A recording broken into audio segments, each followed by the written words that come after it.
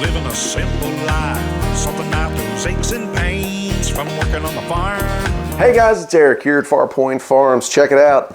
It's time to put 2 new towers. I use towers in quotes because we're just using 4x4x16s and then some top fence post railings to install them, but we're going to be putting one in that's going to be a CB antenna, and the other one is going to be that scanner and high, ham frequencies, some of the frequencies there. And then we're also going to put our shortwave loop antenna up on that one. And so in order to do that, I need to dig some holes. Now I could use the old-fashioned post hole digger, but at my age that is starting to get a little bit not so fun. So what I did is I reached out to these guys. Trax is the name of the company. They have provided me with this and one other item that I'll do in a separate video, but this is an auger. I've got an earthquake auger, but I've actually loaned it to a friend, and I assume at this point in time I'll probably never see it again. It's been so long since I loaned it out.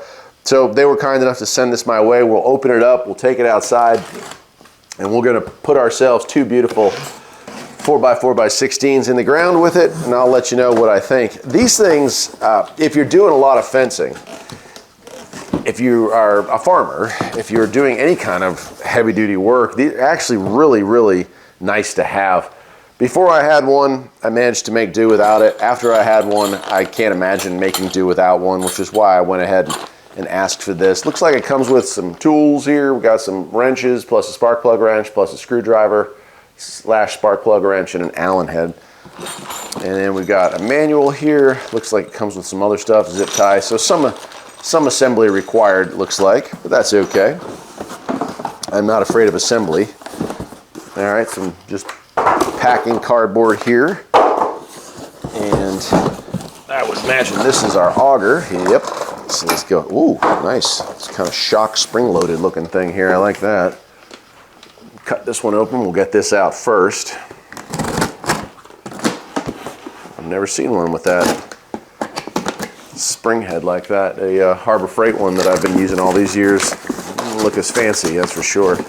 Nice. So there we go. Nice. Ooh, I like that too. Instead of just a flat blade, if you can see that, it's a tooth bit for cutting through roots and such.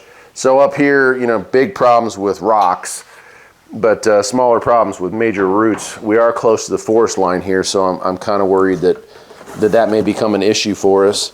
This is kind of weird. It's got some cabling that goes into it. I'm going to cut it open in the box and then we'll pull it out.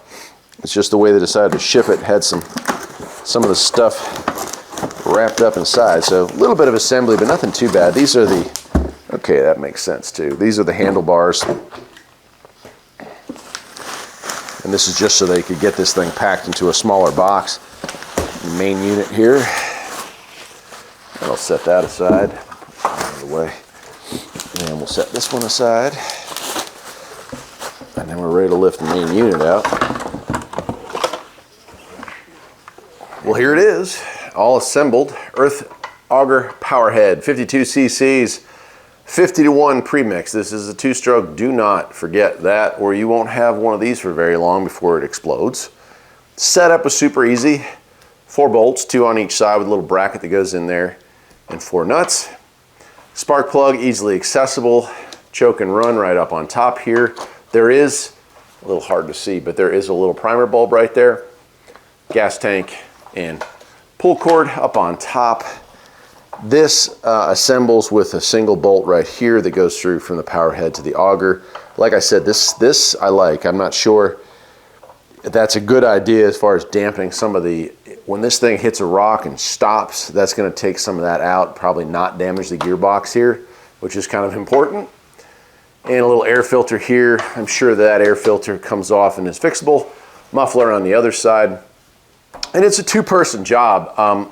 You can do this by yourself. I used to. Of course, that's probably one of the reasons why I have a bad back. So I would recommend you get a partner for this.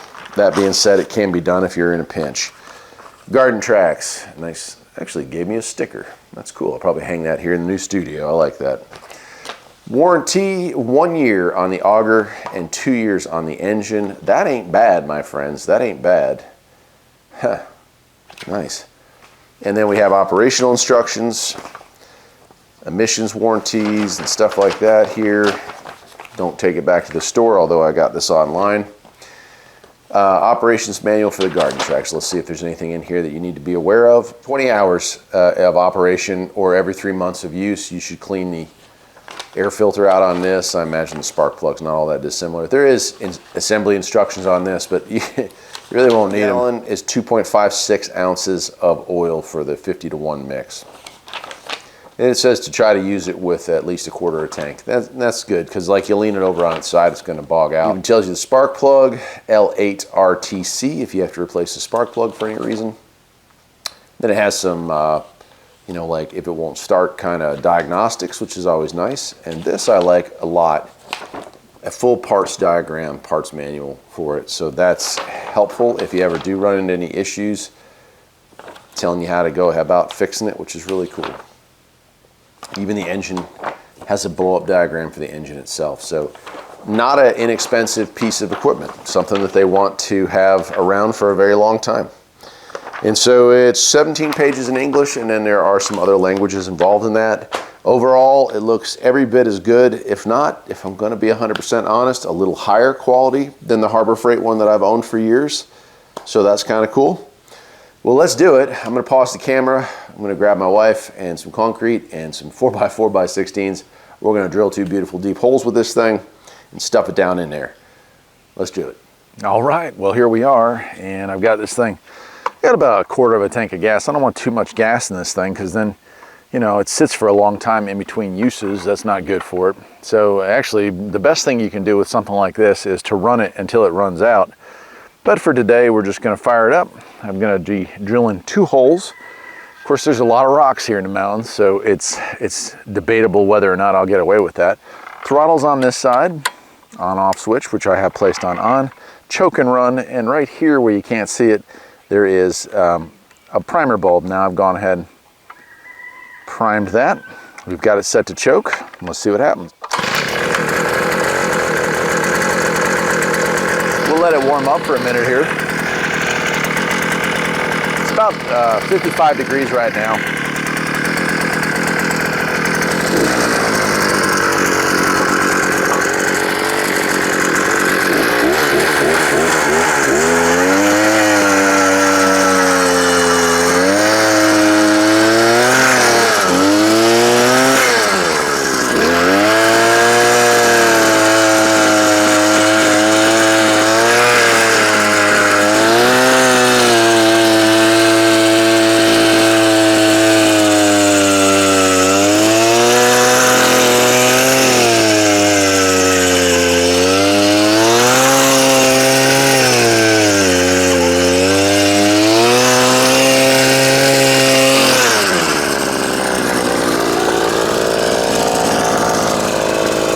Nice.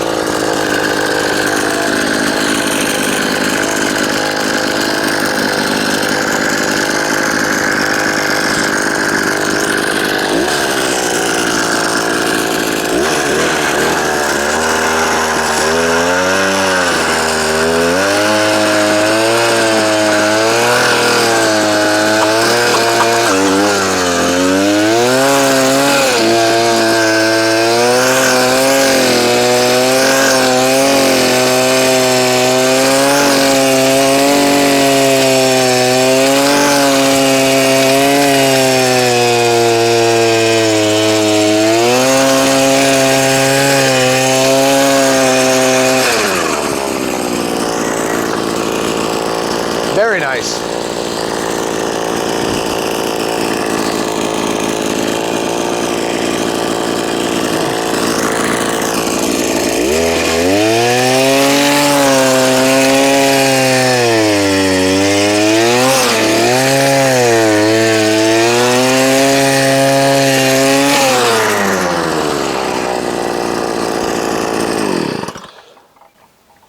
So certainly it works very well.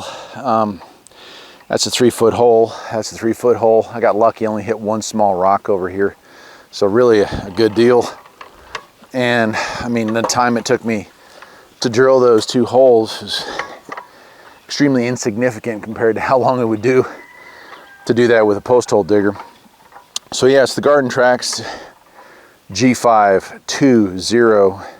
2Z08P. Nice little unit. I mean, if you're looking at the Harbor Freight Earthquake, why not look at this? It actually seems to be a little bit of an improvement over that old girl that I have.